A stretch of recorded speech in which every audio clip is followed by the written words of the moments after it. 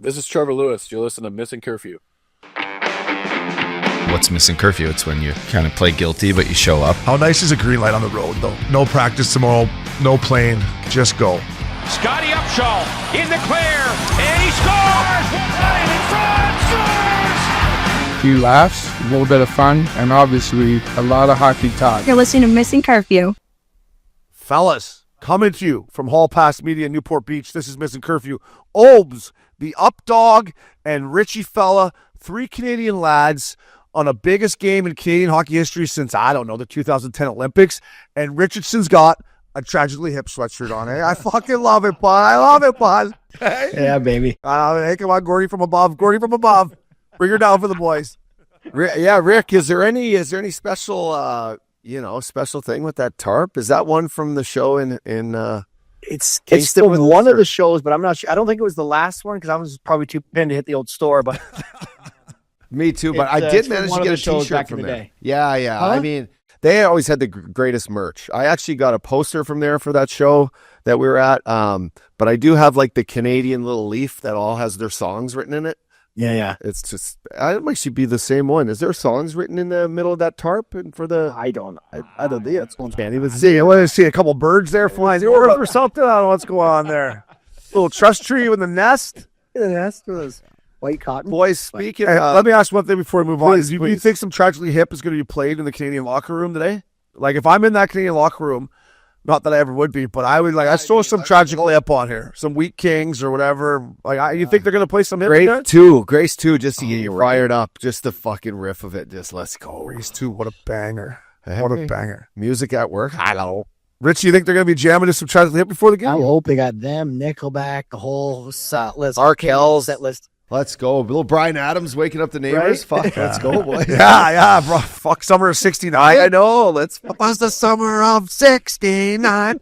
Listen to that baby on Oak Lake. little Neil Young, old man, hey. Oh, fuck, let's go. Baby. How we got, if they need a playlist, let the boys know we got one from. All those are all bangers. So, boys, you sort of teed me up. Last night, shout out to a good fucking friend of the pod. We've known him forever, Ed Green. Ed Green's been in the music industry forever. He's a Philly guy. We met him at Bonnaroo years and years ago, but Eddie invited me up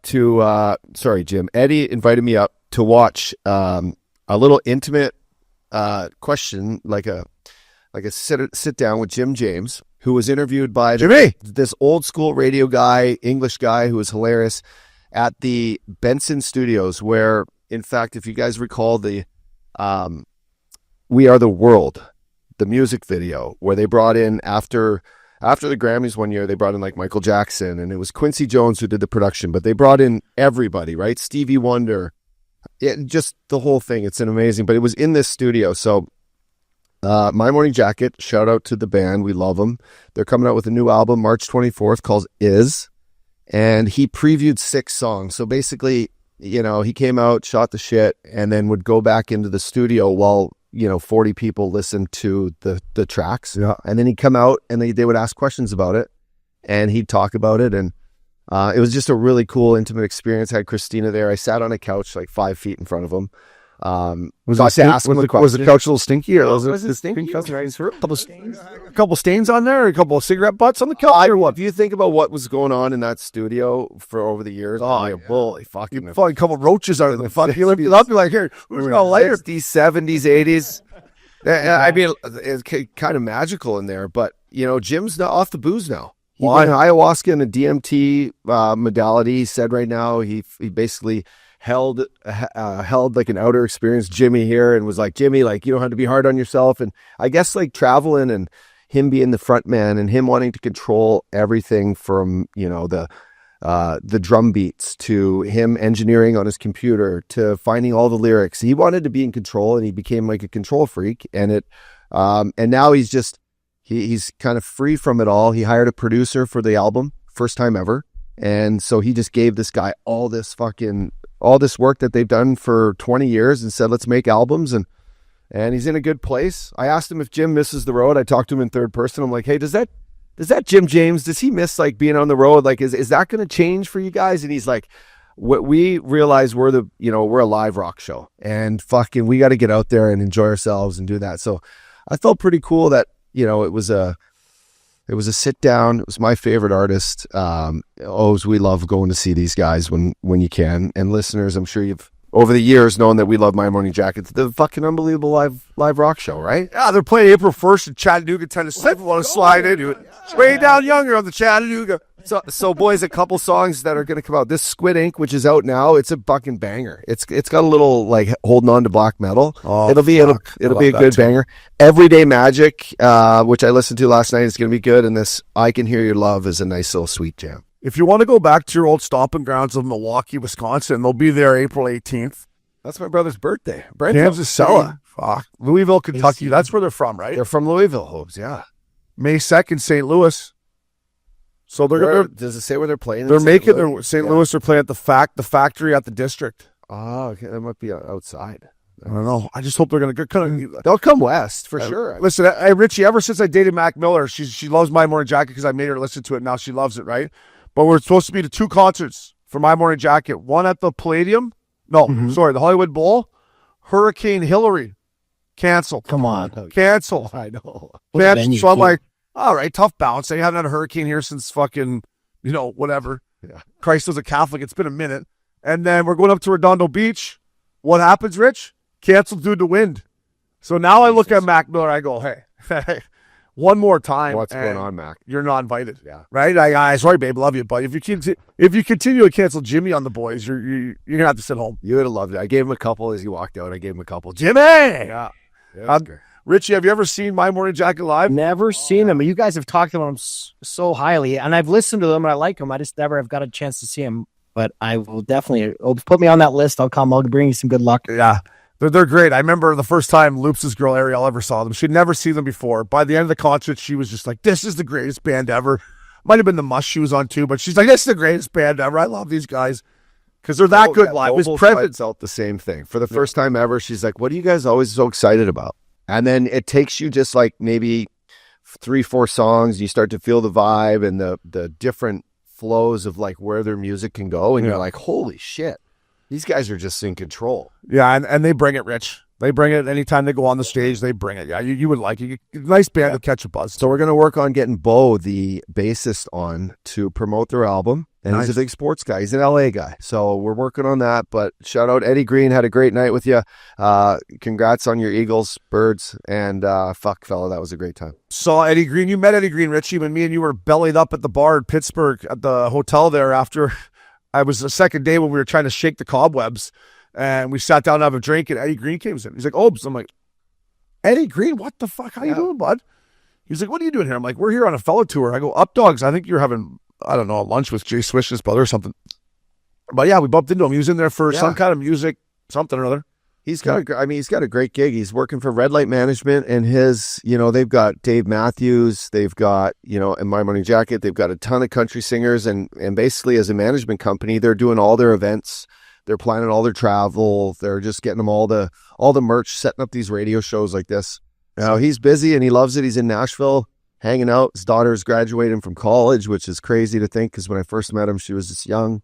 And just a good guy, man. Good guy to hang. Yeah, so I was going to ask if he's single. No, he's not. He's single, yeah. He's in Nashville single. That's nice. That's nice. It's a good city to be single. He's got a good little program. It's nice to get on the road when you're single. His best buddy's Mark Didia, who, Dominic Didia, shout out to the Didia family. Well, him and Mark were best buddies. They were fucking like high school and then college, and they've done everything. They were like metalheads back in the day. Yeah. And Didia's got the Black Crows. He's got Dirty Honey. So you tell me they've done a few drugs.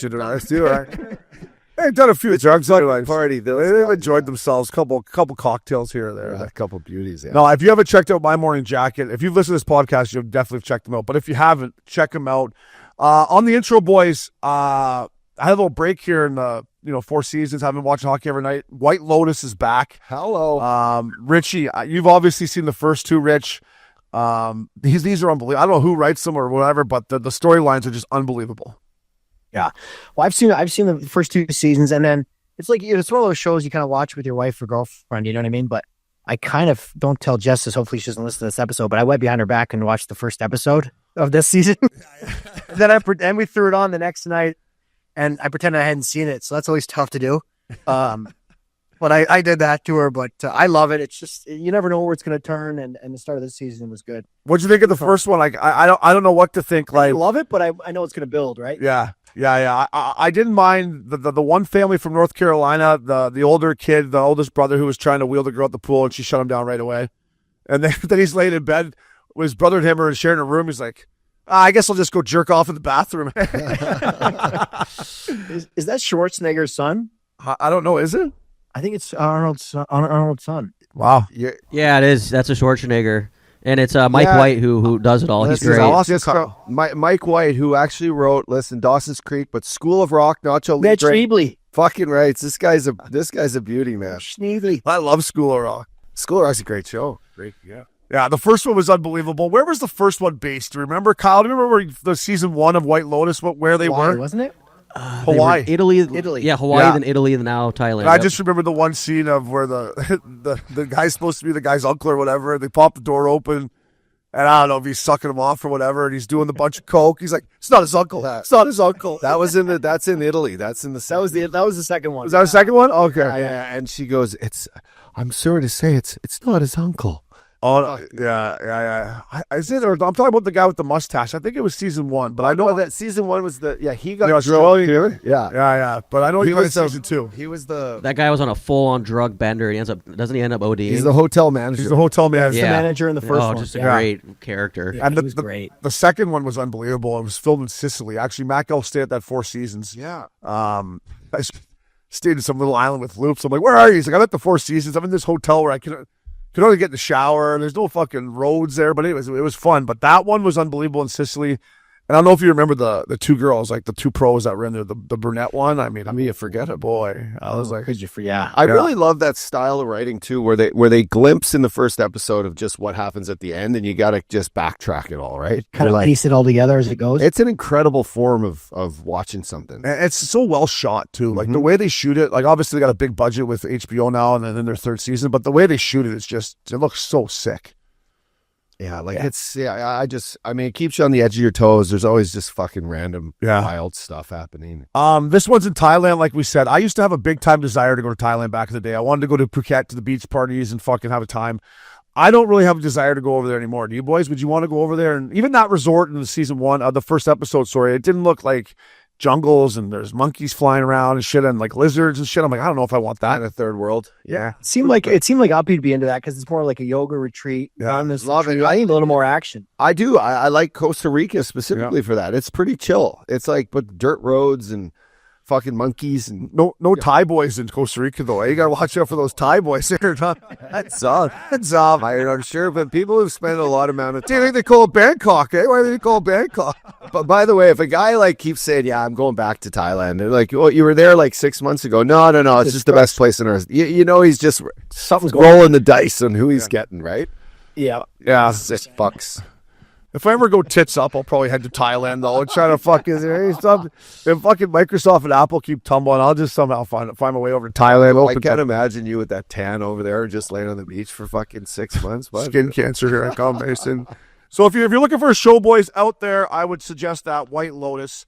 Fellas, this all touches home. You boys know the boys like a good fella tour. Well, listen, it's wintertime still. I know up north she's winter, and it's in full swings. Sometimes it can be hard to get up and go to the gym or get outside for a morning walk or run because it's just cold as shit. How does AG1 ensure you're still hitting your health goals every day with just a single daily drink? Well, me, boys, listen, I get up, I got my nice little AG1 shaker. I throw a little powder in there, 1 scoop. I do a little of my own creatine too with it, and I shake it. And this is just the most delicious drink to get up and do, fellas. Listen, it's once a day, and it's a shake. Come on, let's go. It's delicious. It's never been too late either to create a new healthy habit for 2025. So try AG1 for yourself. It's something I've actually been able to stay consistent with, and that's why I'm so excited to be partnering here with Missin Curfew and AG1. AG1 is offering new subscribers a free $76 gift when you sign up. You'll get a welcome kit, a bottle of D3K2, and 5 free travel packs in your first box. So make sure you check out drinkag1.com/curfew to get this offer. That's drinkag1.com/curfew to start your new year on a healthier note, fellas. We'll be right back here at Missin Curfew. Fellas, welcome back to Missin Curfew. Four Nations final. I got my Canadian tarp on right now. Updog, PK Subban had some comments on ESPN Get Up the other day, which is one of my favorite shows with Greeny. Greeny wasn't on there. But basically, he was ripping the NBA guys for the All-Star game and hockey. It was something that caught your eye. You know what, Obes? Funny you said, and I'm glad you tossed it to me because I've got this text chain going with a bunch of buddies. I didn't see it live like you did, but after watching this a couple times, and I even played it for a few guys in the Freedom Lounge this morning in Big Canyon, I just think he touches on culture of hockey. And to me, he couldn't have said it better. He said it started with Gretzky, and now it's Sid, and it's carrying on. But what hockey players, they know that they're fighting for their lives in culture that has NBA, baseball, basketball, football, and we're like fighting for fourth or fifth spot, right? But what this Four Nations Cup has done has given the NHL players a platform. Now, they could have done whatever. They could have came out and played half-ass and, fuck it, we're not getting paid for this. But no, they have their Canadian, U.S. jerseys on, Swedish jerseys, Finland jerseys, and they're fucking deciding to go out on what could have been a Cabo break, Obes, and they're fucking fighting for each other, and they're using this platform to try to make our game, beautiful. And I think the players did an incredible job of setting that up. And then, PK goes down the line to talk about how the NBA is a little bit different. And with the NBA culture of these guys who on random nights throughout the regular season will just show up and say, I'm not playing and I'm taking a night off. Like, what is that? In hockey, you can't do that. Have you ever seen a guy just come into the rink and say, I'm just taking the next 2 games off. I just don't feel like playing.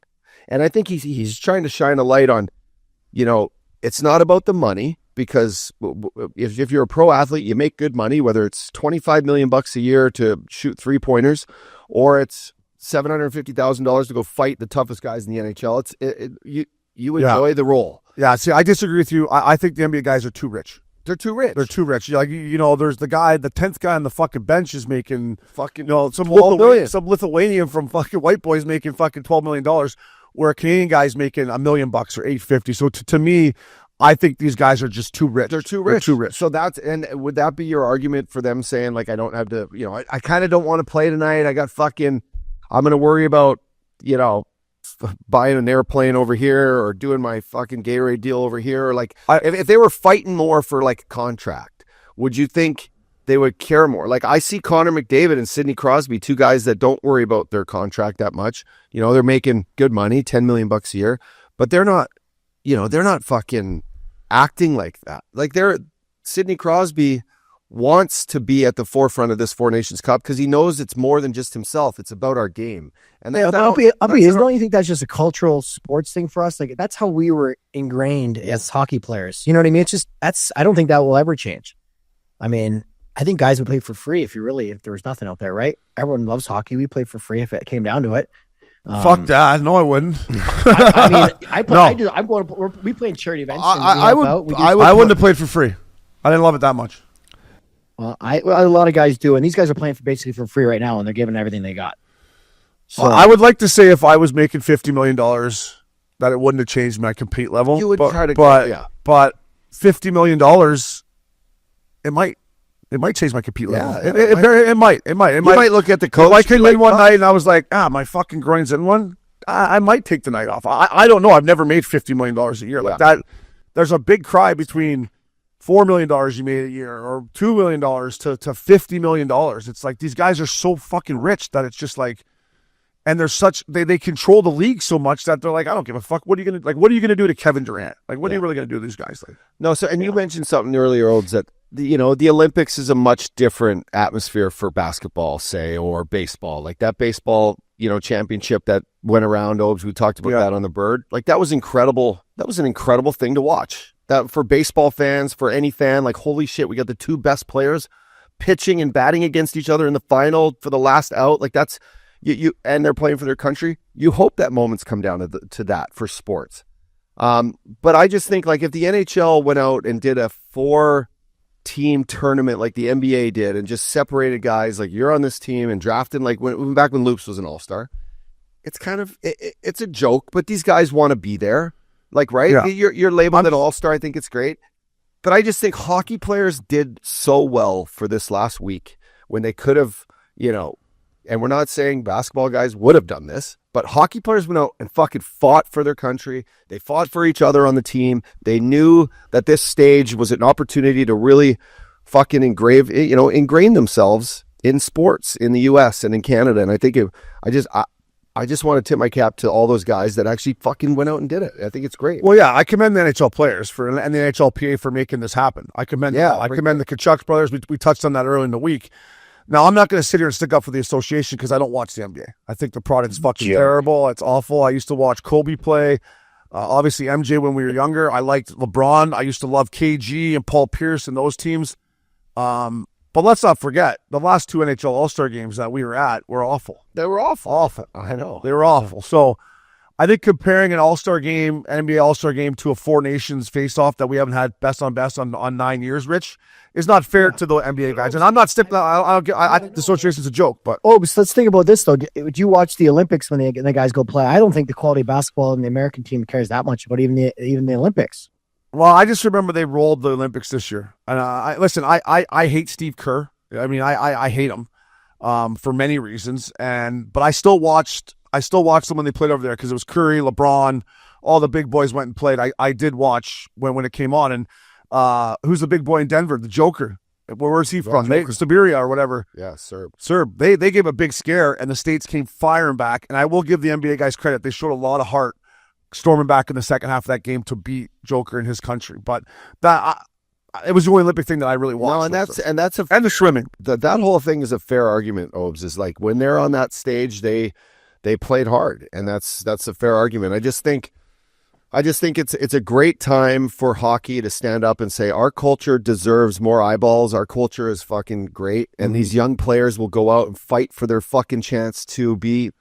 If you're paying $1,000 to come in and watch someone do something, why not watch fucking hockey players do this on any given night? Yeah, and this is why, boys, I was so excited about this tournament. And once again, I commend the players. The players should be so proud of themselves for the way they've come out and played this whole tournament, the way they've handled themselves. They've been unbelievable pros. But I watch a lot of hockey, and there is a lot of fucking snooze fests in the NHL. And the one thing PK Subban said that I disagree with is he said, you can't play in the NHL and float around. Yes, you can nowadays. I watch games where guys don't fucking compete, they don't hit, they don't check, they go out there, they put their money in their fucking pocket, and they leave the rink. And I'm not saying I didn't take nights off when it was in Columbus or whatever and didn't play as hard, but I do disagree with the fact that you can go in an NHL game and float around nowadays. So I disagree with that comment of PK said. Yeah, I don't know if you agree, Richie, or not, but that's how I feel. Certain nights I watch the games and guys could play a lot fucking harder. Yeah, I would agree with you. I mean, I look back and I honestly didn't have the luxury of being able to take a night off. You know what I mean? But there is some guys, and I could probably name a handful of them that I'm like, holy fuck, will you show up tonight? You know what I mean? But, yeah. I think it's like the league's best, right? Like right now, the league's best players are guys that are going out and fighting when they're not making any money and they're fucking, they're fighting for a chance to win for their country. I think it's just more or less, and yeah, some nights the best players are fucking average and they don't give a fuck. But I think it's a message saying like, but they're still playing though. The stars of our league is what like a family spends $4,000 on tickets for to come watch. You're not coming to watch the fourth line guys play. You're coming to watch these stars show up and hopefully give you something that you will go home and be like, holy shit, that was fucking unbelievable. And that's where I think, we're gaining popularity. We're gaining, people really seeing what our game is about and what our players are about. I just think that that's a bonus. Go ahead. See you at a White House briefing, guys. That's pretty cool. I mean, I've never seen you ask at a White House briefing. We're talking about the NHL and hockey. So I thought that was cool. But that's all because of the Four Nations. Yeah. Right. Exactly. This is, and that's why you got to give the NHL and the PA credit. Like, listen, I loved it. I turned on, like I said, Get Up, and there's PK Subban talking to the boys, talking about Ty Domi fighting Rob Ray. They were going over the best 5 hockey fights ever, and there's more to the game than just fighting, but because of the fights, because of the Kachucks and the boys on Team Canada, that's why they're talking about it. And I think the Kachucks made themselves more money. They're not getting paid to play in that tournament, but what they did for their country, they're getting endorsements. Yeah, they'll be legends forever. So they're going to get paid on the back end, But it wasn't about the money. I know that, but it's just like, I love PK sticking up for hockey. I think hockey's 100 times better than the NBA, but to compare an all-star game to a tournament of best on best that hasn't happened for 9 years. It's not in the same It's not ballpark. the same ballpark. Yeah, that's. and also, boys, I caught me and Big Guy. We got home late the one night. We had fucking ESPN on or whatever, TSN on in Montreal hotel. Mhm. And every NBA player who got interviewed after that All-Star game chirped the NBA. They were like, this is a joke. Yeah. I must have listened to 10 guys come on and say the exact same thing. And I'm like, wow. And maybe it's Canadian media just shining light on like, hey, our sport's better. Like Canada hockey, look at what we did tonight. And then look at all these NBA guys literally ripping into the NBA and what sort of event this was. Like, we don't want to do this. We want to get back to like East versus West. And we all want to be on the court with each other. We don't need these 4-team, fuck around tournament. So anyway, even the players realized that was a horrendous showing by the NBA. Yeah, NBA sucks. Yeah. Stinks. It stinks. Stinks. Come on, just I'm shoot not- 3 and fucking. Yeah, Out. but the NHL All-Star game sucks too. It does awful. They should scrap it. They should scrap it or curfew They should just name the All Stars. You're on just make a list. Here's your All Stars for the season, and give the guys a couple days off and move on. Yeah. The only problem with that is it does generate some revenue, right? The weekend itself, it does generate. I don't know how much. If it's, but I'd like them to go back just East versus West, 5-on-5. I'm old school boring, but 5-on-5. Campbell Conference. Yeah, bring out the orange tarps. Bring out the orange tarps. What if they did like something fun where they did like the All-Star game in between games, 2 and 3 of the Stanley Cup final and brought all the best players in for just while the Stanley Cup final's going on in that off day, they sell, because you already got the stages set up and everything for the Stanley Cup final. You bring in the best players for like a little 4-on-4 Well, tournament. guys just are going to lose out in the playoffs the week before. They're not going to want to go play 4-on-4. And if you just lost in the Western, first you're like, They're on a bender, yeah. Hey, boys, good luck. That's our culture right there. I'm We done. go on a bender when we lose, boys. Yeah. I will say this though. I think coming out of this, and we're gonna get in the game now. It's tonight. We're recording on Thursday. I do think it's big for the NHL how the last stretch of these games are and how our playoffs are. I do think there's going to be a lot of eyeballs on the league because of the 4 nations, and I would encourage the guys that haven't partaken in this tournament to fucking feed off of this tournament. And when that puck drops Saturday night and it's back on, let's fucking go. It's a sprint to the fucking Stanley Cup Finals. I'll tell you what, I've watched a lot of hockey all fucking year. It's been one of the worst years I've ever seen. And I don't know if it was because of the anticipation for this tournament. Maybe everyone was looking forward to it like we were. But to me, it's been a bad year of hockey. And I just hope the boys that haven't played are fired up, Rich. And you got to think they are, right? They're back skating. Everything Uppy's talked about the momentum of this tournament. You got to think these guys are going to come back refreshed and be like, let's keep proving how good this game is. Well, I mean, to think about it, like this is going to be the biggest viewed game maybe in history of hockey tonight, Yeah. right? I mean, I know people that are watching that have never watched a game of hockey and they've texted me and they're excited about it. But having said that, like every one that plays in the NHL, 750 guys are watching this game tonight. Yeah. And they're gonna see some, they've seen the last game. You should be fired up for the season and be like, holy fuck, let's like you said, let's be Let's ready to go. go and have a good. And this is the push for the playoffs. Everything's close. Yeah, I'm with you. You should be fucking have some juice in the system Saturday. And Uppy, another thing you're right about here, and Rich, you made a great point that it was at the White House briefing, and you're talking about PK's comments. It's on ESPN, it's on Fox News, it's everywhere. This is a chance. This is a chance for our game to take the next step, to really take the next step, and it deserves it. And because of this tournament, that's where they've put themselves in this position to like. There's no more football, right? Everyone's hating on the NBA. This is our time to shine. It's great for guys like us, ex-players that are in this line of work. Like, let's go, boys. Let's continue to show how good of a project we have, how hard we play, how we compete. That's what hockey is. Everyone talks about how fucking skilled it is. Hey, yeah, this tournament's skill, but what are we talking about here? You're talking about guys fighting for their country, fucking squaring off. That's what hockey is. It's give your fucking balls a tug. And that's why everyone's talking about it, and we've lost that. So if this has brought it back, I'll be the happiest guy in the world, Ups. Yeah, and look at it. And just Hagel, like for example, he's not a big. He's a superstar. He's a fucking superstar. He realized what opportunity this was, Yeah. and we don't question that in hockey. Like you don't look at a guy in a moment like that and be like, "No, I'm not going." You realize that this is the time I got to step up. Yeah. I'm stepping up for more reasons than I can even choose right now. I'm empowered. Fuck. Yeah. Let's go. Yeah. And you're not going to let it. You're not going to let a guy embarrass you in that big a stage, right? You're going to show pride and be like, fuck you. And then I can't think we got to shut this segment down without talking about. We're just started the segment. We haven't gotten the game yet. Nope. What this game is for? We got fucking president versus governor here. Like this is for a lot. We might This lose is our for a country lot if of we lose this one marbles. here. Is this for the tariffs? This is for Whoever wins the trade war. wins the trade war. You got no taxes over here. You got a new dollar. We got fucking no healthcare problems 51st anymore. state. Yeah, it went from the four nations to the tariff face-off. Whoever wins this one, Yeah. it's free trade. Free Right? trade. Free trade for everyone. Here we go. So anyways, let's get into the game here, boys. Obviously, a couple side points is Billy Guerin invited the bumper trumper to the game.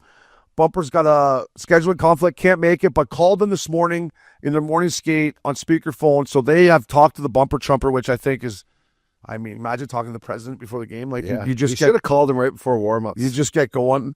Couple other things. Maddie and Brady Kachuk are icing Big Walt because they know how much Big Walt has FOMO right now. I'm like, fella, they're icing you. He's like, these fucking kids, they know how much I'm missing it right now. So Maddie and Brady give it to their old man a little bit. They even fuck with their old man, these two. That's the best dynamic right now in sports is fucking Brady and Maddie and Big Walt. I go, what a dynamic of guys that just have stepped up for their country, man. And what a great spot to be in. Big Walt's got to be. Oh, What kind of glow is he going to have on? he's been in Boston the last 3 days. His hometown, Big Walt's just been fucking pinned for sure. These kids don't disappoint, do they? No, they're the greatest kids ever. They're awesome. I mean, it's too bad they're not Canadian, I guess. But yeah, other than that, they're perfect. But no, they're great for American hockey, and we live in this country, all three of us, and we live here. We work in the business. What the Kachucks have done for hockey in this country, we all grateful for them. But Kyle's got it up on the TV right there on DraftKings, baby. Right now, she's a fucking pick'em, boys. She's a -110 each, over 5.5. Richie, let's start with you, buddy. We were at the game on Saturday. You watched it. Yeah. What are your thoughts heading into tonight? How you feeling for the Canadian lads? I feel pretty confident in Canada tonight. I mean, I don't see with those. I call them, the four-headed monster there. You got Makar and McKinnon, Crosby, and McDavid. I mean, I just don't see these guys losing to the same team twice. Crosby's clutch. I bet him to get a point tonight. I bet on McKinnon to get a point. I bet on Canada to win the game. I'm looking forward to a good game. You're cheering for just a great hockey game. I know it's going to be.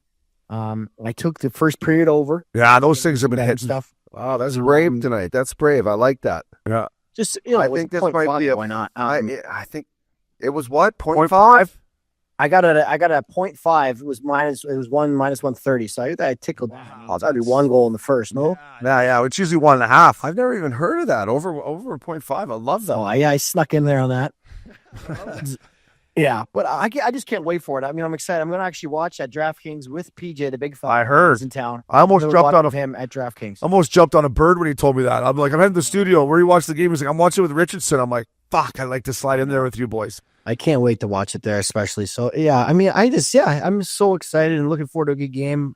What do you guys got going? What do you think? What do you think up, Doug? I'd like to see. Can you pull up the anytime goal scorers here? Let's see some value in an anytime goal scorer here. I am going to take Canada, boys. I think it's a 3-2 game. Let's just get that out there. Maybe even overtime, which would be fucking fantastic. How great would for that our be? sport? 3-3, imagine that. It would be unbelievable if this puppy went to OT. But can we pull up a goal scorer up there? Well, while he's pulling that up, I'll give you my predictions on what I think is going to happen here, boys. Cale Makar didn't play Saturday night at home against Montreal. It was a huge loss for us. I think he comes in and is the difference maker tonight for us. I expect him to score. Yeah. I expect him to play well. Listen, I'm concerned about Binner. He's a big time guy. I don't think the moment's too big for him. He's just been fighting a little bit. I hope he can do what it takes to win. And Hollebuck, we got to get traffic. I thought the States did such a nice job, Richie, in the Saturday night game at the Bell Center. We didn't get to the net, Rich? Like we got to get to that blue paint more. We got to make it hard. Pucks low to high. Get some traffic.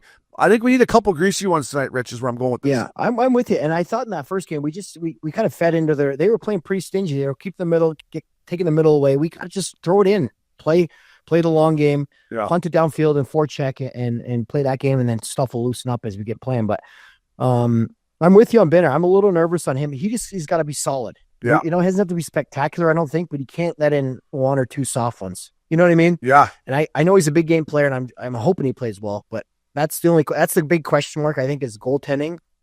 I know Hellebuck's going to play well. Yeah, there's no question. I think, Obi, you touched it well. Makar, this power play for Canada, it's going to be really the only time they're going to be able to create like enough traffic. Will they get one tonight, though?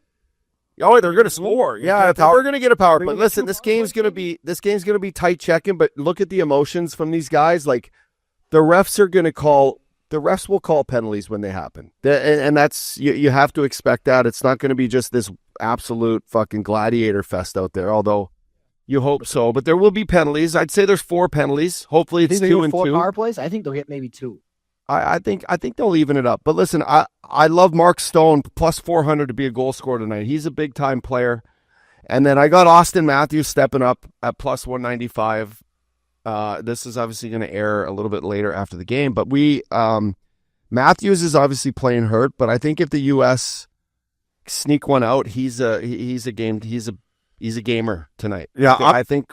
Yeah, I'm looking from the Canadian side for Braden Point too. Yeah, I think Braden Point, fucking right, so he's all around it. He's got to get to the net, and I think if he scores one tonight, or gets a couple apples, or even one apple on a McDavid or Stone goal, but I think Braden Point's a guy that has to be around it tonight for us, sniffing it and get to that. He can get to that dirty areas. Well, and Coop knows his guys, and he loves. Braden Point. I remember sitting around the fire with Coop at Gazerobes when we were trying to guess the first 6 guys, and he was like, "You guys are out of your minds. You can't figure out who that guy is." Yeah. And he knows what type of guy Braden Point is. I said it live during the game. I said Point needs to be on the ice more, and then he got a puck like right in the crease.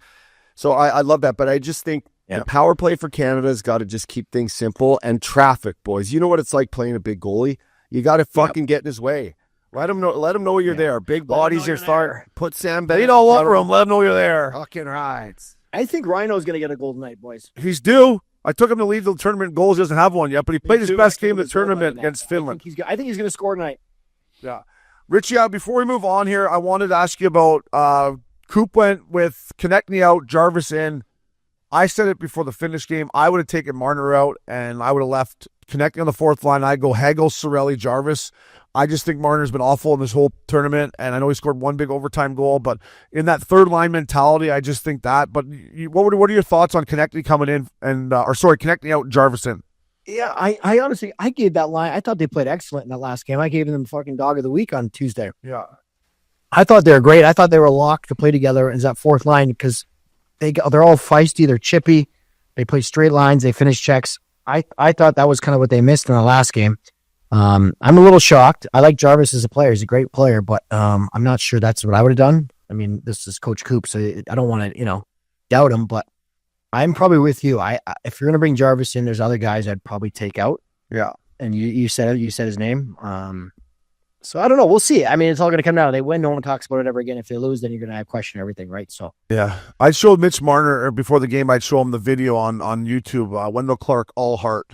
Right. I would be, hey Mitchie, watch this, and if that doesn't get his cock hard and get out there and want to fucking at least win a battle. Johnny, I don't even ask to hit someone. Just fucking lift the stick. One board battle. Win a battle and fucking get some separation. But I got. For my prediction, boys, I'm betting on Binnington to step up. Binner, up. You say how good. I met him a couple times. He's a great guy. You love him. Swish loves him. He's got a cup. I got 3-1 Canada with an empty netter from 87 just to ice it. And then I got the MVP of the tournament to be Crosby. He's leading the tournament scoring right now. If they win, I think it is. And on the other side, I think it's Jack Eichel. If USA wins, to me, in my opinion, he's been the American best player. What about Hellebuck? If he pitches a shutout or something, maybe give it to him. Yeah. Eichel's been the best. Eichel's been the best. I know. No, I agree, boys. What Ikes has done, he is like my little son Beckham's a righty. I'm going to tell him from the get-go, watch this Jack Eichel play hockey. Like, he's smart. He's gifted. He's got size. He's rich. He's a great kid. He likes music. Loves tunes. But I think Canada can win if their D don't make mistakes and they get the puck out and they find that middle man, that speed man for Canada. If they get locked up again, it favors the U.S. Yeah. If Canada can't find their speed in that transition game, favored U.S. Yeah. Is there any chance? They're going to play it up the middle tight, though. They're going to be. I know they are, but like, maybe that's keeping the puck on a D stick, like while they're trying to trap it, and a D fucking gets it up and fucking makes a couple plays. Yep. It's going to be fast. It's going to be tight checking, and God, I hope it's going to be hard hitting, which I believe it will be. So, what kind of music are they going to play in Boston tonight? Are they going to ship it up to Boston to come out to? What do you think they're like? What's going to be like the fucking entrance? I don't know. The village people fucking YMCA. If they come out to YMCA with the fucking bumper, I mean that could be the advantage they need right there. But anyways, it's going to be an unbelievable game. But like you boys said, thank you to the NHL, thank you to the NHLPA, and thank you to the players for putting it all on the line and helping hockey, because it helps everyone, and we appreciate it, boys. Moving on, DraftKings, baby. Get some skin in the game. Presented by DraftKings. DraftKings, the crown is yours. Top Titty, Four Nations edition. Kyle Conway, great job, fella. Cons did that, made that link. Unfortunately, we couldn't play because in Canada, you need a Canadian number. It's just stupid. It just doesn't make. So we couldn't get in. But Kyle, he did the tournament, and he got rewarded. He finished third. Captain Brento, 13th, and Prissy were 15th. So, Cons, who'd you have on your squad to finish third? Boys, yeah, there was a good competition, a good little Saturday tilt with the Four Nations. I had McDavid in the lineup, 13 points for me. I had a little Jackie Eichel in there who wasn't too hot, only 5 points. But you know who really lit it up for me was Zach Rowinski, Connor Hellebuck, and Brock Faber, all over 11 points there. Brock Faber's had an unbelievable tournament. Right. Well, I've watched Minnie play a little bit, but that kid, like Billy Guerin, is with public ties, because there was some like, oh, is he only on the team because Billy Guerin is the GM of Minnesota? And I actually thought, why? He probably wants his own guys. And Billy Guerin, leading the tournament, was pumping him up, and he's been unbelievable, Rich. Like, that kid's a player. Shaddy loves him. Yeah. Having dinner with Shaddy the other night, I was like, what did you pick out of the game, the other day? And he's like, fucking Brock Faber's a great kid. Because I'm like, Charlie McAvoy's playing unbelievable. Obes kind of had him on the milk carton for a bit. And wow, he's kind of shocked. Yeah. He hasn't played great all year in Boston. Yeah. So, but he's like, it's Brock Faber's kind of that same guy coming up behind him, right? Like, kind of similar player, confident, good righty, power play guy. Yeah. But he's had a great tournament, yeah. He skates well, too. I didn't know his skating was that strong. Yeah. I like his skating, and yeah, he's a good player. Goligoski, and you're working on doing some stuff with Minnie, likes him a lot, and I trust his instincts. Rich, that's one thing watching that game live, buddy, the other day, was how good of skaters like the American D all are, man. It's wild. I'm like, wow. Like Slavin, and they're all just, the way they Noah Hannafin, the way they just fucking snap the puck around, and they're efficient with like their footsteps, like, I think that's a good way to say what a great skating defenseman is, right? Like, their movements are efficient, like back on the blue line. You're not like choppy. You're not choppy. Yeah. And you see that firsthand. But wow, yeah, all great skaters. It's nice. DraftKings Lock of the Night is back, boys. We are back. Coming out of the break, the Missin Curfew squad is 34-19 as a squad. I'm 12-7, Updog 9-6, Richie 5-4, Jay Swish 8-2. Richie fella, lead us off. Who you got for your DraftKings Lock of the Night? Having Trevor Lewis on, he got me thinking Kings hockey, so I'm going to take the LA Kings at home against the hockey club. LA's always a tough place to play, come off the break, and I just like them at home. We'll be in town, so go Kings go. There you go. Who you got up, Doc? I'm going to take the Florida Panthers down in South Florida with the visiting Seattle Kraken in. I think it's the perfect storm for Florida.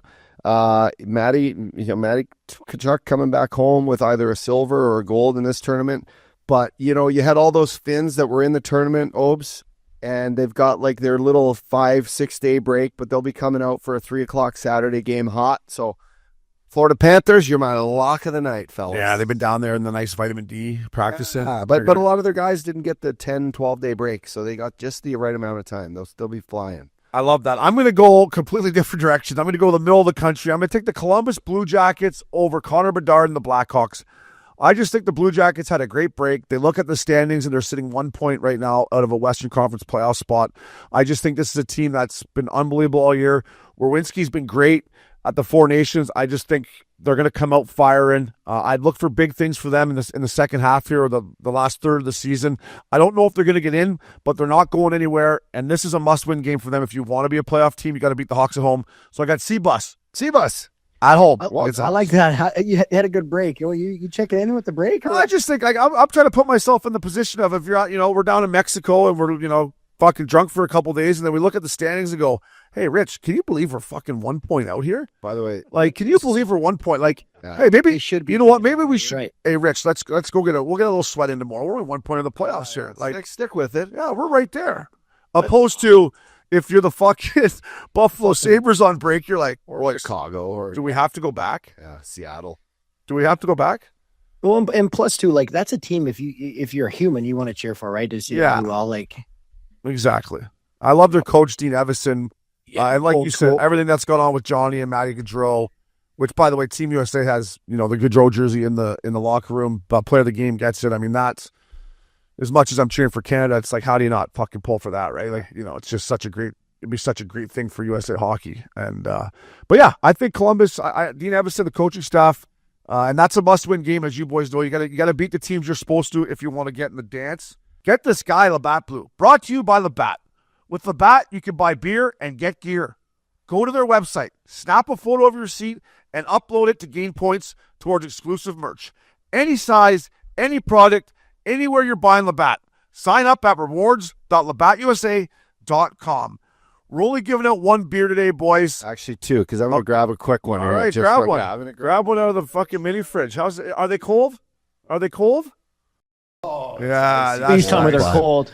Shout out to Jason for sending the boys a fridge. Sorry to cut you off. I had to, though. So at the delivery of the fridge to the beer, and Let me hear that sound. Richie's going to be in studio in March, and we're going to have a couple of those blue lights, Rich. Better crack a couple. that's tasty.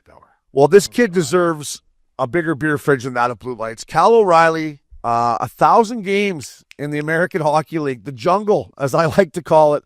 I played with Cal in Nashville. He's such a great kid. And to play in the American League for that long, it's a harder league to play in for travel, on your body, in your D zone, anything. It's a fucking clusterfuck down there. So, Cal, 1,000 games up, dog. Get yourself a Labatt Blue, fella. That's something you should very be proud of. Great hockey player, boys. I played with him in Milwaukee back in the day before I got traded. My centerman guy had great backhand, great style like his bro. I mean, if you're a fucking Ryan O'Reilly's older brother, you know you're doing something right. You led by example. You're a good cat. So anyway, congrats to that. Like you said, Obes, riding that iron lung for 1,000 matches. He's still going, eh? Still going, Rich. Going, Richie. How old is he? Fuck, he's probably 35. 35? No, maybe older than Oh. that. Let's check. He's probably older than that. I'm 41. Yes, he's a good player, man. He's always got good skill, eh? Great style. Good hands. 38. 38. Years old. 38. Fucking like Tony Herkus when he came play with me. I actually kind of derailed his career a little bit. So, Oh, jeez. yeah. We're in Nashville playing Columbus, and we're blowing them out. Fuck, 5-6-1 or whatever. And late in the game, like last shift, and I see Cal far side, and I try to go cross-ice sauce where I should have probably just fucking flipped it out, right? Like, game's over. And that fucking meat stick Dorset fucking hits a stick, comes over to him. He falls on Cal's leg and breaks his leg. So he's done for the year. And I just remember after the game being like, oh, fella, I'm so sorry. Like, I just hit a stick and fucking Dorset. Yeah, so Cal, I'm sorry, man. Dors was a wild card out there. Yeah, I should have just flipped it out till the game was over. I just wanted to go cross-ice sauce right to him, eh, Rich? Like, I just wanted to One lay more it, time, eh? Just to... fucking lay it in there for him and hit a stick and Dorset, you meatball. But Cal, proud of you, buddy. I know Fact Daddy's proud of you too. Keep going, keep snapping around. Last but not least here, before we get to our guest who just played his 1,000th game around the National League.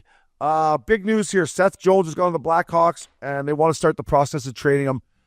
Richie, we'll start with you. He was a guy that, I said in the offseason that if I was Toronto, I'd try to bring him in. They brought in Tanev. That's been a home run. You guys, you've sat in the rooms with the Calgary Flames scouting staff.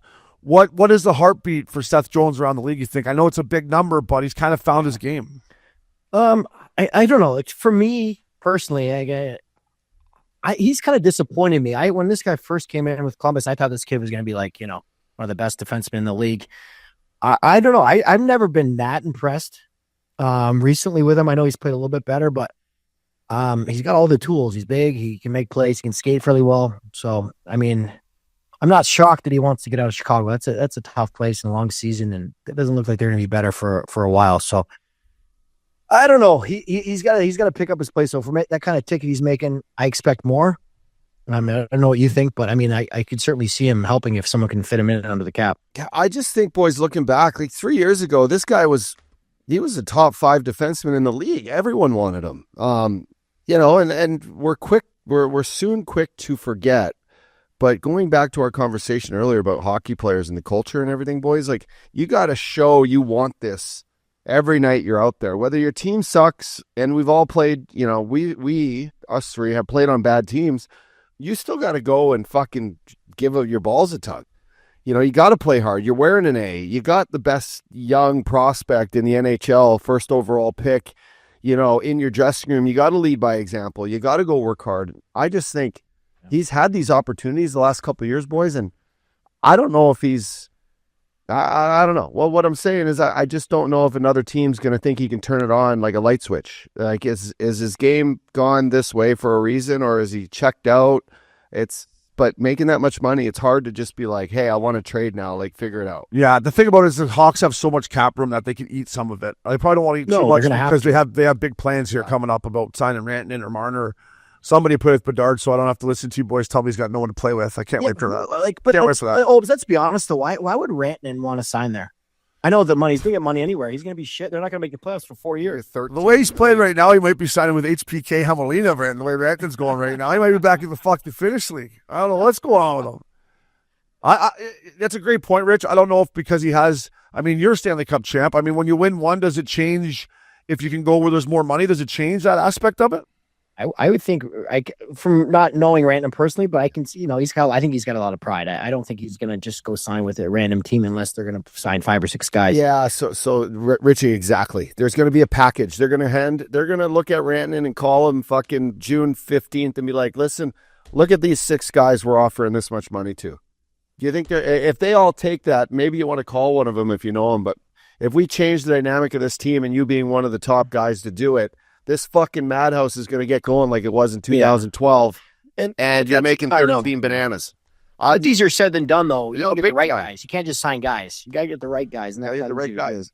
Can't just throw it in a blender, eh? You got to get the right guy. You got to get the right mixture in there, guys.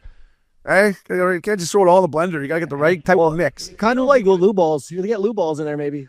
It's kind of like what Trotsy did anyway, which didn't work. But Trotsy kind of went in and said, "All right, boys, I just spent it to the brim." Yeah. It's good. I think Nashville will bounce back next year. Yeah, no, I agree. Yeah. But that's kind of what Chicago has to do. Yeah. They got to do it. Yeah, we'll see. Time will tell. I can see why Seth Jones wants to get out for everything Rich just said. You want to be on a good team. So, last but not least here, boys, I believe we got, look at this. Teams are played almost 60 games. So, 22 games left and change. 25 games, let's call it. We have 25 games left. Eastern Conference standings in front of you here. The only change to me in the East is I'm going to bump the Detroit Red Wings out in the wild card too, and I'm going to say Boston gets in. I think Columbus is going to just fall short, which it crushes me to say. I got money on the Bruins, so I need them to get in. I think if they get in, you probably don't want to play them, but I think everything else in the East is going to play out. I don't know what you guys think on the wild card. I think Ottawa gets in, and I'm going to say the Boston Bruins slide in there, and Columbus just misses, but it's still a great year for them. Yeah. I look at the 4 teams on the outside looking in, and I'm going to slide the New York Rangers in there. Yes, buddy. Attaboy. Yeah, with the goaltending, starting to figure it out. I think the commotion is gone out of the room. I think they've found new life. They had a great end of the break. Miller in town. Fuck, there's a little bit of a vibe again. I think they're, 3 points out of a wild card, and they're kind of on the up and up. I would say New York gets in. Yeah, I love that play. I think the New York Rangers are a team that everyone would be shaking in their boots if they have to play them in the first round. Can they catch Jersey? 10 points back. Can they catch Jersey? No, I don't. I think that's probably it, but I think they probably get one of those wild card spots. And I think they could upset a team in the first round and go deep. I just think this team, hopefully they figure it out and they get it. This team, I guarantee not one coach or GM wants to play this team in the first round. I got money on the Rangers too, so I'm okay with that. Yeah, fucking right, so. I went too hard on futures at the start of this year, boys. Next year, I just see Detroit too falling out. Next year, you guys got to tackle me and be like, "Oh, but don't be putting in fucking 20 future bets." It's just like I thought I could have the crystal ball. I'm like, take a round, put a little bit on this. But you guys are bang on. The Rangers are gonna have something to say about that. Moving out west, I've shuffled the deck here pretty good. The Pacific stays the same. I think the Colorado Avalanche are gonna catch the the Minnesota Wild have passed them. I don't know what's going on with KK97, and I'm going to say, sorry, Wild fans, because I know a lot of them listen to the pod, but I'm going to say the Wild fall out. And for my 2 wild card teams, I got the Calgary Flames and the St. Louis Blues. Yeah, you heard it right, boys. Calgary Flames and the St. Louis Blues. I'm going with the fucking meat and potatoes, not a lot of skill. Fucking let's go. Let's find a way to get in the dance. But that's just in my heart. You heard it here. If I was that, heard it here. I wouldn't bet that. But what do you guys think about out west? I think out west looks kind of right where it should. But Let me ask you this: does Vancouver get in? No, I don't think they do. I love you, Talks. Yeah, I love Real Talks. Rocket Talk. Talks knows it's not personal. I don't think they get in. I think I'm going to throw this out there. I think the Utah Hockey Club make a little push. They find a little life. Little life from the Little hockey life. club. We'll see. So soon to be told. But there's something about that inaugural, season that gets the Seattle Kraken or the Las Vegas Golden Knights. Well, this one, maybe they find a little life. I love it. Yeah. Richie, what do you got for the wild card? Yeah, What? I mean, if you look at it, really, there's one spot, right? And because they got their So, I mean, the only chance Van has is if Pettersson can fucking man up and play some good hockey, come down the stretch. I'm a little, they're worried about their goaltending situation. Lankin, it didn't have a great Four Nations, which probably doesn't help his confidence going back into the season. Utah, I think, is just going to fall short. I'm cheering for Calgary first. I want them to kind of switch with Van if possible. But I did have a good chat with Billy Armstrong, the GM of the Utah. I was in Yellowstone down. We were there on that trip, so he came out and watched our little hockey clinic. So we had a good chat with him, and they're excited about what's going on with them. They're trying to make a big push, but I don't think they're going to be buyers coming into this into the trade deadline. So listen, obviously math's not my strong point here. Richie's right. There is only one spot. The Minnesota Wild are 10 points ahead of the Flames. Obi, you dumb fuck. So the Wild are getting in. You're right, Rich. There's one spot. So Really, I'm going to say the Calgary Flames. LA could drop off or into a wild card, and that could be Calgary's spot. Yeah, it could And then the right points on that means that Utah or Vancouver chases that. I don't know. Don't think the deck's not shuffled yet. It can be getting close. Yeah.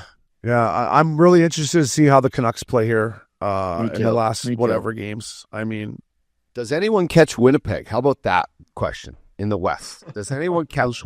I don't think so. No. I think the Oilers can catch him. If anyone can. I think you guys rip about 18 out of 10. I think 29. I think Draisaitl from the Oilers is going to come back with even more of a chip on his shoulder that he didn't get to play any of his Four Nations and everything's. But he's talking about hockey. He's like, don't forget about me. Yeah. Don't forget about the German up here that's fucking hasn't lost a puck battle in 4 months. So you could be right. I'm going to bet the Oilers at home the rest of the way in, and probably a lot. I might just bet them the rest of the way in. So time will tell. But Richie's right. There's only one spot in the West. Oh, you dumb fuck! They're 10 points up. Hey, fucking edit that. Louis, Edit that out of the show, boys. Mark that. Edit that out of the show. Hey, over you dumb fuck. Listen, friend of the show, Richie got this guy on. Just played his 1000th game. 2-time Stanley Cup champ, Trevor Lewis, coming up next. I'm Missin Curfew. Welcome back to Missin Curfew. Updog Richie fella. This guy is a dying breed. Locker room guy. Plays it the right way. Still going, which is unbelievable. We're going to touch on his 1000th game. Loves to muck it up. Loves to muck it up. Trevor Lewis, Lou Dog, thanks, buddy. We appreciate you taking the time. We're excited to have you on, bud. Yeah, fellas, thanks for having me on. Excited. Get to listen to you guys a little bit, so excited to be on. Yeah. Yeah, Lou. We always try to pump you up on this show, Lou. We know we love you, and it's just taking that entry there. You're known as the ultimate pro, the ultimate family man, the ultimate teammate, and the ultimate friend too. So thanks for coming on, buddy. Thanks, buddy. Thanks, Phil. I appreciate it. First things first, how was the break? And I guess secondly, how the hips and groins feel? And I saw the Canucks the other day were just getting rinsed, Lou, and I was like, oh boy, I do not miss that. Yeah. Break was good. We went back to home Utah for a week or so just to see some family and kind of unwind there. And the kids love going back to the snow, so we went there for a week, and then came back and had a couple practices. Yesterday was an absolute rinsing out there. The hips are feeling it today, so we got a good little workout in today and recover and get a practice in and get after it again on Saturday. So I guess the breaks are a little bit different than they were back in the day with the two cup teams and Richardson and Stoley and the Greener and the boys. A little different pace now, eh, Louis, for the breaks? Yeah, a little different pace. I think hanging out with those guys was it took you the full 4 practices just to get ready to play again. So this one was nice. Yeah, it's kind of relaxing. Got to see some buddies, but we were in bed a little bit earlier than back in the day. You actually went to bed. You guys are really throwing me under the bus, sir. You're an easy target, Richie. Easy. I mean, we did have a couple of big trips to Vegas and all that. It honestly took us a week to get recovered. I remember one practice, Louis. I don't know if you remember this in Minnesota. I think we got back from break, and I couldn't literally see for 2 games. So this, as we get older, we tone it down. So good for you. Yeah, I was squirting my face with the water bottle that whole game in Minnesota. There, I was like, oh boy. I always needed an All-Star break from my All-Star break. I was like, hey, can I get 3 or 4 more days here, boys, just to kind of go the 4 seasons? The day off, yeah, I need that. Hey Lou, I don't know if you remember, but I think it was your first time ever to Vegas. It was me, you, Louis, Richie, Doughty, Simmer, and you just knocked on the door. I think you were supposed to say one more day. You just knocked on the door. You said, "Boys, I'm out of here, fellas. Thanks for having me." I'm like, I gotta go. What? We really pushed the pace on that trip too. So yeah, I think woke up that morning. I was like, oh, that's enough. I got to get out of here, boys. Louis, for you, what's changed from a 2010 Olympic break to a 2024 Four Nations Cup break as far as like where we're going, how many kids we're bringing with me, stuff like that. Well, what's changed? Because I know my life would change. Well, it has changed big time, but for a guy that's still going, how are those breaks changing now for you? You know what? Yeah, we got 3 kids now. So 3. They were actually on ski week. So yeah. They were on ski week, so it kind of worked out a little bit, and we kind of gave them a few options what they want to do, and they want to go back to Utah, and I mean it's pretty easy for us. So we got to see some family, and it was actually nice. The rest and regroup and get ready for the playoff grind is it was nice on the body. I mean the practice coming back are tough, but it's a little bit different of a break than say 10 years ago or so.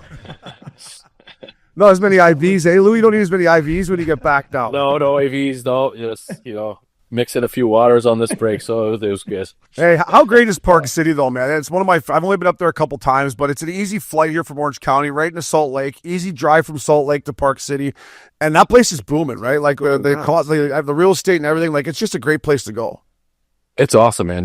We get a chance to go up there quite a bit, even in the summertime. And the golf course is there. The little town, they got some great bars, restaurants. So it's kind of a great hidden gem a little bit, and we like to spend as much time as we can up there. Yeah, Louis. Just speaking of kind of Utah, obviously they got the hockey club there now, but you're the only. I mean, I think you can correct me if I'm wrong here. You're the only active player in the NHL from Utah. And I remember I played with, I think one of the other ones, Connor Walchuk, back in the day. But is that true? You're the only active player from Utah right now? I think active, yeah. Connor Walchuk was a big one, and then Daniel Brickley played a game or two. And then it's crazy how much it's grown there now, though. Even before the team came in, just going back, there's actually guys for me to skate with, guys that go to college and getting scholarships and stuff like that. And so it's grown, and I think with the team there, the city's buzzing, and hockey's only going to grow there, I think. Yeah, Lou, I want to tag that. Just Ryan Smith, me and Updog got to know Smitty a little bit. Yeah, Updog's got fucking Utah Hockey Club out here, but they'll leave home without her. But he's the spot. I didn't know you were supporting the squad. You didn't pay for that, did you? Give that to you? Actually did, eh? That's a little write-off there, bud. But he talks about growing the game of hockey in the state of Utah. And like I said, me and Updog got to know him a little bit. I believe whatever this guy says. And for a kid like Richie just said, you're the only national leaguer, how important is having a team and a guy like Ryan Smith to grow the game so there's more Trevor Lewis's out there snapping it around? Yeah, it's awesome. I mean, he's done so much for Utah and for hockey in general in Utah. So, they're building more rinks, and there's a lot more ice for kids to go out and play. And I think just for kids to be able to go to some NHL games and see the atmosphere and see the guys play live, I think it's huge for the state of hockey or the state of Utah hockey, and yeah, hopefully we see some more kids coming up. Louis, growing up was out west, like the Gretzky, LA King era, something you looked up to as a kid in Utah. Like, what teams were you guys, resonating with when you guys were all minor hockey kids, in the States? I think most kids, Colorado that just came in, and most kids kind of jumped on that bandwagon early. My dad was a Red Wings fan, so I was always a Red Wings fan growing up, and obviously those Colorado-Detroit rivalries were awesome. So I would always have buddies over, and we'd be going at it, Colorado versus Detroit, and yeah, that's kind of who I watched growing up. Steve Yzerman was my favorite player, so yeah, I kind of followed them. I was going to guess like a Kirk Maltby or something, or Draper, eh? Yeah. Little check-in line. Yeah. What was that line called? They were called the check line, right, Rich? The grind line. They were called the grind line. Yeah, they were called the grind line. Grind line. And they could grind. A couple welding Still on there. Still the dirtiest hit in hockey history is Claude Lemieux drilling Maltby. Draper from Or behind. Draper. I like Claude Lemieux, but anytime I still see him, I just kind of look at him like, you prick, eh? Like that was prickish. This is as bad as it gets. Like, just drove his head right in the dasher. It's like, oh boy. So Lou, you must have loved your first time going to the Joe then, right? Because that's a rink that me and the Updog love playing in. Richie, they don't make the Joe Louis Arena anymore. We went to Little Caesars last year. Good barn, nice barn, but it doesn't smell like beer and hot dogs and Miller Lights like the old Joe did. Actually, my second game was at Joe Louis, and I scored my first goal there. So that was that was pretty cool. And yeah, just growing up, always watching them and getting to score a goal in Joe Louis was pretty cool. You got yours on Hasek too, right? Was he? At the Honda Center though. Not a power play goal too, eh? Power play goal. Who was that tendy? Who was that tendy for, Louis? High Conklin. I got one on there too. I think the Kings, we didn't score too many goals back in the day, so they were always getting the backup. You didn't have to. You guys didn't give up fucking in. You didn't have to score. Lou, did we not lose that game like 8-1 or something? Yeah, I think 1-0 right away. It's like my second shift. We got up 1-0, and then it was like 8-1 by fifth. Louis like easy league, boys, easy league. Here, 1-0. Let's go. Put another one up there. Well, that answers my question because I was going to say, how much money did you have on the board? Did you put up a quiet 500 or 1,000 for your second game? How much do you remember? How much you put up? It was a while ago, I know, but probably 500. Yeah. I think. Yeah, somewhere in there. That was the safe, just rookie vibe. I didn't get away with that. No, fucking Frosty stung me with. Well, you were one of those guys that got $1 million signing bonus. So people were like, "Up, dog, come on, buck up, fella." I think we lost late turnover by me, probably. Someone just score, please. Hey, Louis, I wanted to ask you, taking a trip back down memory lane a little bit here. Richardson, me and him trained together, and I played against Owen Sound, but he'd come back every summer and tell me how great Owen Sound was. Buck won a spot, and I'm like, buddy, come on, settle down. You're lying to me. And I've got to know Mike Fuda a little bit. I do a show with him every now and then in Toronto. He loves Richie. He loves you. But what's so special about Owen Sound? Because guys that have played there, like Richie Fella, have loved it, and they've turned out some really good National League players. Yeah, it was great. I mean, I obviously didn't know much about anything, the Canadian Hockey League, anything like that, being from Utah. So I kind of just went in and didn't know really what to expect. And, it was awesome. It's such a small community, and, everyone comes to the games. And we had a great team, and I got to play with like Bobby Ryan, Wayne Simmons. So we had a great team, and it was just it was a lot of fun going to the rink every day, and go to the Boot and Blade after and eat some breakfast and muck it up with the boys. So it was a lot of fun. Is that the local? Oh, I never actually asked you this. How did Fuchs find you, and how did that connection happen? Like getting to Owen Sound from there. Like I don't get that story. When I got drafted by LA, they kind of asked if I'd go play Major Junior, and I was like, yeah, I mean, whatever you guys want me to do. And no one had my rights because I think being from Utah, you have to go to the WHL, but no one had my rights. And Fuchs called me up right away and asked if I wanted to come up and check it out. So I signed a tryout agreement and went up, loved it, and stuck there ever since. The old Des Moines Buccaneers, eh? That's where Foots found you. Okay, like, hey, who's this Lewis kid for the Des Moines Buccaneers? Like his game, like his compete, like his compete. Yeah, that was a great spot too. The old Madhouse on Hickman, Des Moines. It was the barn was falling apart, but it was so much fun to play in. So that was a good spot. Well, what did you think? Because the Ontario League back then, like, there was a lot of meatheads. It was a tougher kind of rugged. You know, when you got there, you had a great year. You had 29 goals. I mean, did it help you turn into the kind of player you are playing in the OHL against those physical guys and having to go into, you know, Windsor and London and all these places and fucking get your nose dirty? Yeah, I think so. I think Mike Stullers was my coach too, and you know, he kind of wanted me to play more of a two-way game and be good on both sides of the puck, and I just kind of took that role, and you know, I think it definitely helped me first turning pro, not just to try to you know, score goals and get points and all that, but to be good on both sides of the puck, and I think Stutz really helped me out with that.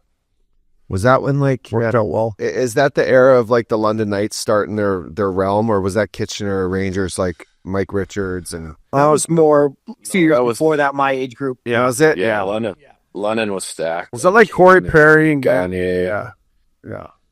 Yeah, so they were London. That was the next. They beat us first round, I think, but they were pretty stacked. Yeah. Yeah, well, they were paying guys before. We were allowed to pay guys. Now they're not allowed to pay guys, but Good for them, but yeah, good for them. And you know what they used to do? They used to get like the high prospects in Ontario to tell everyone they're going to go to college. No, I'm going to you know, Boston College, and then take them in like the end of the first round or whatever, and they come in and play for them. I was like, smart. And no one would call their bluff either. Right? Like, and just draft them. Right? I'm like, fuck, come on, boys. Fool me once, shame on you. Fool me twice. Smart. Can't fool me again. Can't fool me again. Hey, Lou, I want to let's go back to your Cubs teams. First thing I want to know is when you met Brad Richardson, how did you first meet him? What was your first impression of him, or just when you started to make that team and play with those guys? Take me back to then.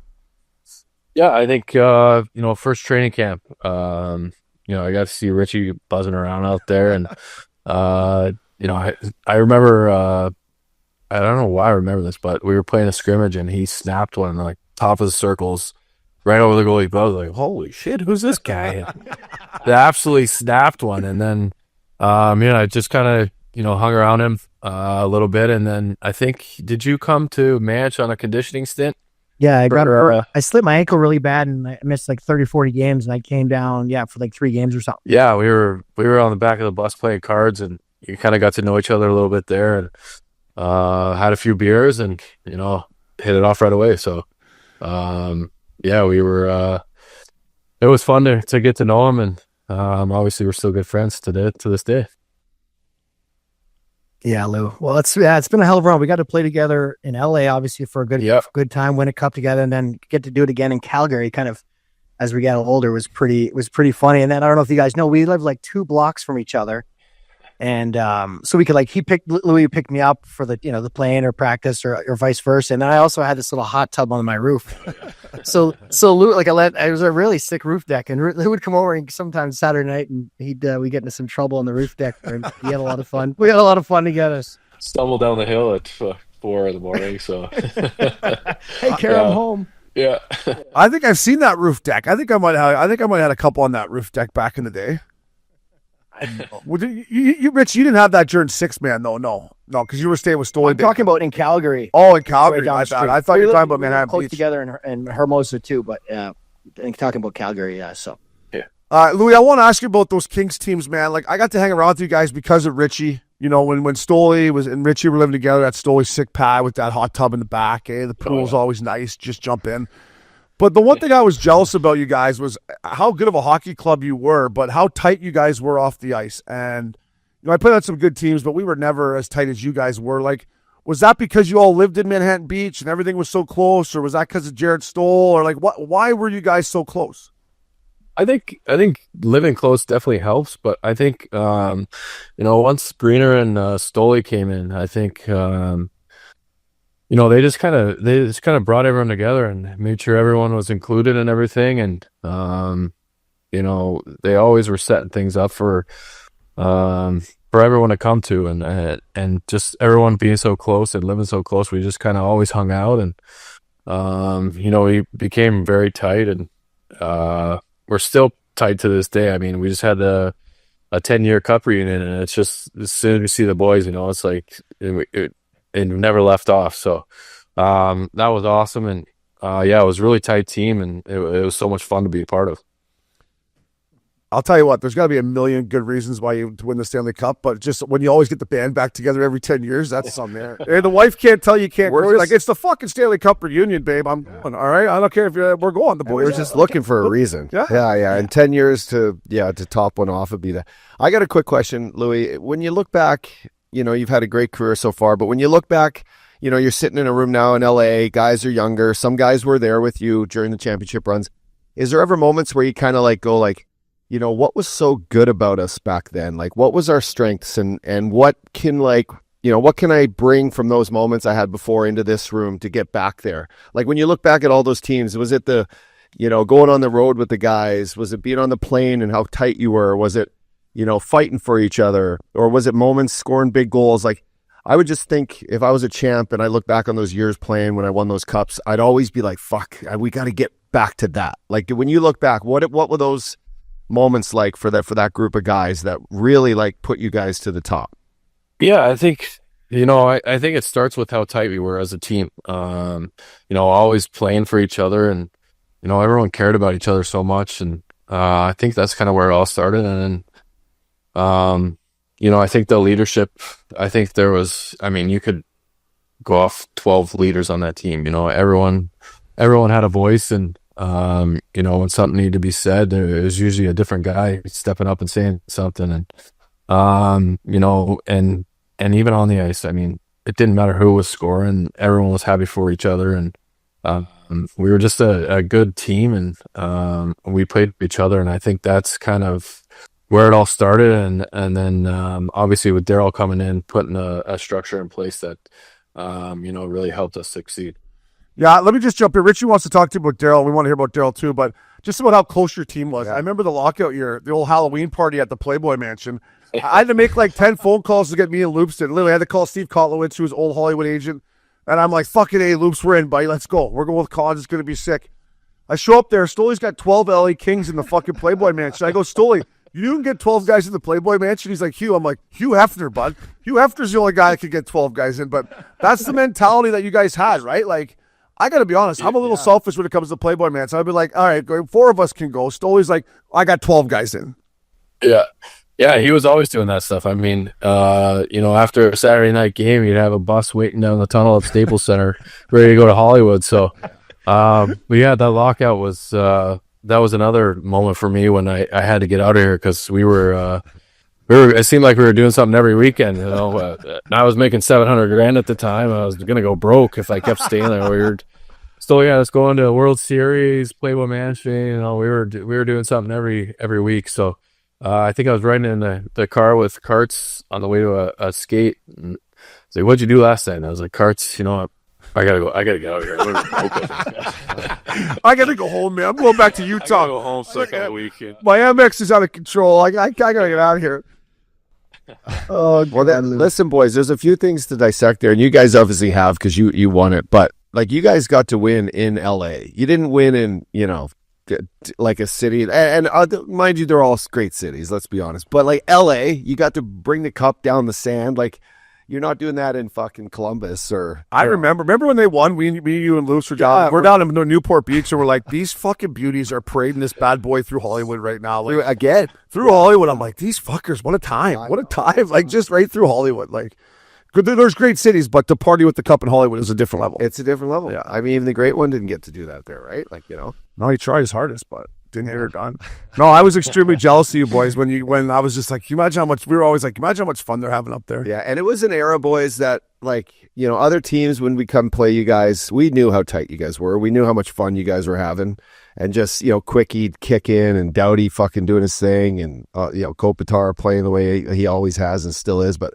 We admired it, right? We're like, fuck, these guys are tight. Yeah, and you couldn't give up more than 2 goals against them because you knew you weren't going to win, right? You're like, if we give up more than 2, we're done here, boys, because they were just stingy. Fuck, were they stingy? Oh, yeah. And then just one more thing about the run where you guys went sweep. What the fuck, dude? What were you guys on there? Because I know in between series you guys were going out too, but Like 3 rounds in a row, like sweeps. What do you remember about that? Yeah, I mean, I remember those were some of the buses to Hollywood after scores there. And yeah, we had like a week and a half off in between series, so we were having fun in between series, and yeah, I think we kind of got hot at the right time, right before playoffs. I mean, we were clawing our way to get in, and we were playing playoff hockey since February, so we were just ready to go, and yeah, we were on a hell of a run there. We certainly were on and off the ice for me. Off the ice. Fellas, let's not forget this show is presented by DraftKings. DraftKings, the crown is yours. We'll be right back. Let's talk about, we just kind of touched on him briefly there, but let's talk about Darryl. We both had him twice. You've had him for a lot longer than I have, but I kind of got Darryl at our cup reunion to I'm like, Darryl, I know Trevor's your favorite player of all time. Will you just admit it? And he's like, Richie, he is. He just gave me that little Darryl smile, and I smile and nod. But he loved you, and I know why. You play the right way every night. You're the ultimate pro, like we've talked about. But just talk about Darryl, and maybe give us a story or two. I remember when he first walked in that first game in LA, if you remember, when he came in spitting on the rug. So just maybe talk about Darryl for what he means to you. Yeah, I mean, when he first came in, I was kind of, I think me and you actually were in and out of the lineup a little bit. And Darryl came in, and he told me he didn't know much about me or anything. So I think Dustin Brown kind of went in and was going over guys, and Brown had my back, and Darryl kind of gave me a role, and kind of take it or leave it kind of thing, and I just tried to grab onto that role and be as best as I could be, and he gave me a lot of opportunity, and yeah, he's one of my favorite people. I think to this day, still text him, and he actually came down twice for my my Thousandth game. Both of them got canceled. He didn't come the third time. So no, it was great. It was great that he was able to come down for 2 of those times. And after the first one, I got hurt, and we went out to Hercules in Manhattan Beach here, and it was about 4 or 5 of us with Darryl, and just sitting around having a few pints, and he started getting going on the stories, and it was one of the greatest nights we've had. So he means so much to me, and he kind of gave me this role, and I've just tried to take it and run with it. You certainly have, buddy. Yeah, he knew what he was doing, eh? He knew what he saw in you. He's like, this guy's going to play a long time. But the thing I loved about Darryl was his post-game interviews. I mean, or between the period, like right during the shifts, he'd pull that make. When you guys are seeing these and after games, and you're like, are you boys talking about it in the room after, or embracing it? Because his post-game interviews were the best thing in the world. Like I couldn't wait to see what he had to say after a win or a loss. It was just legendary stuff coming out of his mouth, Louis. Yeah, it's those are one of a kind. I think every night after you go home after a game, you turn on the highlights, and you just wait for his interview after the game, because some of them are hilarious. So, but yeah, he was like that in the room sometimes. You kind of never. He always kept you on your toes. So, you could win 10 games in a row, and he's all over you. And then you lose 6 in a row, and he's like the nicest guy in the world. So he keeps you on your toes. He keeps you guessing. And it's obviously the second time I had him, I kind of knew more of what to expect. So I was trying to help the guys out. Like, hey, boys, get ready. Today we're in for one. So, yeah, you knew. You could sense it, eh? You could sense it. You kind of sense it. And he always had, the whiteboards in the room were just full of writing. And a lot of them were just like initials and like stuff you try to figure out. And I think me and Luch, every morning we just go in and look at the whiteboard and try to figure out what was coming. So it was a lot of fun, though. I loved what he said, and when he's talking about Colorado, he's like, you don't want to play Colorado. That's a waste of 8 days there. You don't want to play those boys. That's a waste of 8 days. I don't want to waste my 8 days. I'm like, this guy's so just pure. Matthew Lombardi had a great story of him coming on the bus in Calgary after like a bad come from behind loss or whatever, and he's he's walking to the back where all the old guys are sitting, and he's just smoking his head on the top part of the compartment where you put your bag, and he's coming back, and everyone's just waiting for him to just fucking start screaming, and he's just going whack, whack. The boy's like, uh-oh, here we go. Let me just, I want to tie in, because I turned into, the fourth line grinder midway through my career, started out as what I thought was a goal scorer, but it changed. But Louis, back to the conversation you had early with Darryl, like, did you ever realize, now 15 years in, 1,000 games in, that your role would be as of importance to a winning hockey team and to the culture of a team? Like, did you ever imagine you played 1,000 games when you were in that role early? Because sometimes you're like, fuck, am I playing tonight? Am I not? Like, we got young guys coming in, but I know that mentality. But did you ever think of like, wow, fucking 1,000 games in, I have 3 little kids now. Like, to know that early, I mean, what a gift Darryl gave you, because it's a role that you do it well, man, that you're wanted on every team. Yeah, I mean, obviously the first few years, playing the role, you're right. You don't know. Sometimes you're in and out of the lineup, and you kind of got to grind it out. And my dad's always kind of told me just control what you can control, and that's how hard you work, and the detail you put in, and the effort you give. So I've just tried to kind of stick to that motto, and luckily it's worked out so good so far. Yeah, well, yeah. I always say, because Hitch told me later, but Hitch would always say, like, your line right here, you Brodziak, Revo, like, I don't ever want to talk to you guys. Like, you guys just play the way you fucking play. Don't fuck up. You got your role. You guys do it well. I'll have to fucking talk to all these guys that aren't back checking or playing east-west, and it's just, He wants you to be a low maintenance flip line. He's a little low maintenance. Like, I got enough headaches with these fucking guys. So I don't care if you grow up till 4 a.m. and bang a chick. Just don't fucking turn the puck over, all right? Just don't turn the puck over, bud. But Louis, when you're on the ice, man, I could tell you exactly what you're going to do, which is great. You're doing all the right things. And teams need that, because all the other guys, as the offensive guys are, they're going to try to make the plays and do that. But you need to have foundation of the guys that fucking know the minutes you're going to give them. Yeah, he's a coach's dream. He's the opposite. He's the opposite of me, Lou. You're the opposite of me. You're the coach's dream. Why did you put on your backhand and try the cross ice sauce pack? Because that's all they gave me. That's all they fucking gave me. It's money. It's all I had. It looks good. Couldn't get the feet moving, but Lou, we're running out of time here. But a couple more things I want to touch on you. And Uppy just mentioned it. You went on a PTO to Winnipeg, and I remember talking with Richie to the point he's like, "Fucking Louis can't get a deal."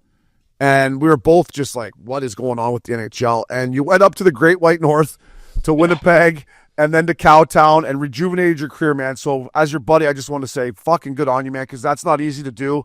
And then when you were in Calgary, my favorite line, Lewis, Richardson, Lucic, I called you boy the pension line. I would get home, get a nice glass of red, turn on the Sportsnet Flames, and I'm like, just give me the pension line. And then for whatever reason, Darryl wasn't a huge fan of it. But how fun was it playing with Richie and Luch there on that pension line for a little bit? Oh, it was great. I mean, I knew Luch and Richie both before Calgary, so just to be together with those guys again was awesome. And then when we got on the line, first things first with Richie, we were getting in on that faceoff. We were winning that puck, so Richie was gonna eat it if he had to. We were gonna win that thing though. But yeah, it was so much fun, and we just go out and just muck it up in the old zone and try to bury a few, and that was a great line, and we'd all sit next to each other on the plane ride home, and have a few beers and tell some stories. So it was great. That's hockey. That is. Yeah, and Lou, after Obes, then we talked about, because it was our 10th year in the league for our full pension. That's why it kind of came up, and it was pretty funny for us. It's like these boys all got a pension coming their way, 100%. So we did that. We had the game in LA, and I did an interview in the morning, and I brought it up in the interview. And after that game, I think did we win that game or lose it? And we never played together again. I don't think. Because I don't know if Darryl liked the how Darryl is. Oh yeah, that was weird. That was in LA. Yeah.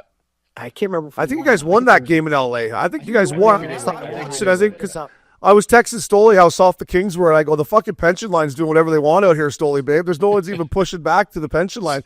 Richardson was going the fucking stick fucking fly.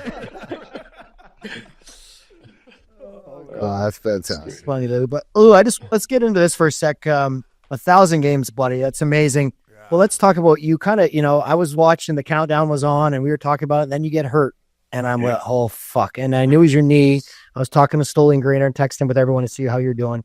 But was that pretty scary? 999. I know you probably knew didn't know what it was at the time, but let's talk about that. Your party and just how everything was. I'm sorry I didn't get to be there, buddy. I had some family stuff, but I know your dad, Randy / Ralphie, what we call him, and your mom. Super proud of you and your wife Kara. So go ahead and touch her, Matt. Yeah, just you kind of know it's game 999.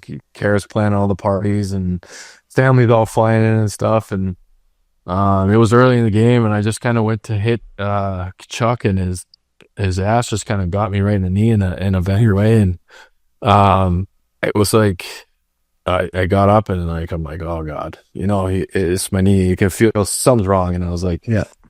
You think the worst in your mind, and kind of go back in the room, and Doc looks at me and kind of just said it was MCL, not ACL, nothing like too serious, which was kind of a huge relief. But I had to text my wife right away and be like, hey, cancel flights. Like, it's not happening. It's not happening next game. So I felt bad for her because she had made a lot of plans and set up a lot of reservations and flights for people, and we had hotels, and so I felt really bad for her. But my dad, luckily, is retired. He's been out here for a month now, so he was loving it, just being out here, and he got to see all the games, and go to North End for a few, and but yeah, after coming back, and then kind of knew the next game was my 1000th, so it was easy to plan, and my wife did a great job. We rented out North End, and obviously rented out North End, and had a great night there, and everyone showed up, so it was pretty cool. You gotta love the awesome. North End. You boys back in the day there. We went up to a little music festival, My Morning Jacket, Louie, in Redondo Beach, and she got called off because of wind. We're like, where do we go, boys? I'm like, let's go to the North End. So we went over there, and I just remembered the last time I'd been there previously, I walked in with Richie and Stoley and you probably, whoever, and Greener was working the door. He's like checking IDs. So I'm like, you want a beer? He's like, nah, I'm going to work at the door today. I'm like, he's in the NHL. I'm like, don't worry. He's like, yeah, I'm checking ID tonight with the boys. I'm like, this is a great spot. Yeah, it's unreal. Greener used to live right across the street there. So there used to not be too many people in there, and we kind of took it over, and still a great spot, and been going there ever since. Yeah, Louie, like Richie said, man, 1,000 games for you is unbelievable. I want to talk about one of your other Warrior teammates, Drew Doughty. He came back. Listen, if I was Drew, I would have taken the break off to probably heal up some more and work out and maybe practice on the side or whatever. And he's like, throw me in with the best players in the world and let's snap it around. I'm like, good on you, Drew. I mean, he's gotten better as the tournament goes on, but the guy's just a hockey player, like Richie said. Just to play 4 games or whatever and to get right in there, best on best. Like, what can you say about that? Yeah, I mean, it's pretty unbelievable. I mean, to be out as long as he was, and I don't think he cared for the off-ice workouts too much, being out that long. So, he's just a competitor, I think. He loves to compete, and he loves to prove that he still got it. So, I think that was a huge goal of his, just to be able to get back and get a few games in to give himself a chance to go to the tournament. And they obviously took him, so it's great for him, and I think he's been having a lot of fun. I've been texting him here a little bit, and I've got to watch quite a bit, and he's getting better, and you can tell he's getting a lot more comfortable out there. So it's been fun to watch. Yeah, he made that Drew Doughty pass to McDavid against the Americans on the breakout. It was just crispy, right? And slow, baby. McDavid just went, the guy went, Doughty waited, put it right on his tape, and I was like, that's old school. That's fucking crispy rice. But last one for me, Lou. I appreciate you taking the time. How good is this LA Kings team, fella? I watch you boys play a lot. Defensively, you guys are unbelievable. Darcy Kemper continues to prove me wrong this year. You guys get lots of chances. I'm sure you guys wish you could score a few more goals. That will come, I'm sure. But how good is this Kings team, Louis? And how excited are you for the last 25 games and getting into playoffs?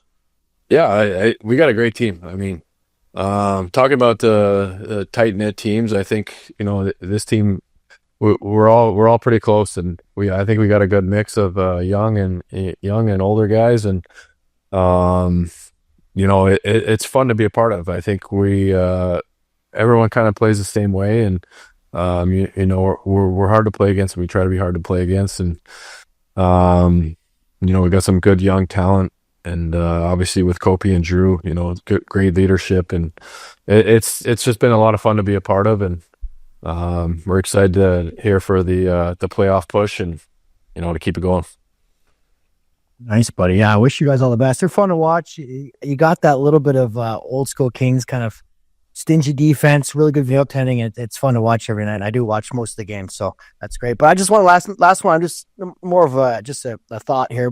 What's the score tonight and who wins? You can't go against Dewey, can you? I know you're American. You bet against Dewey?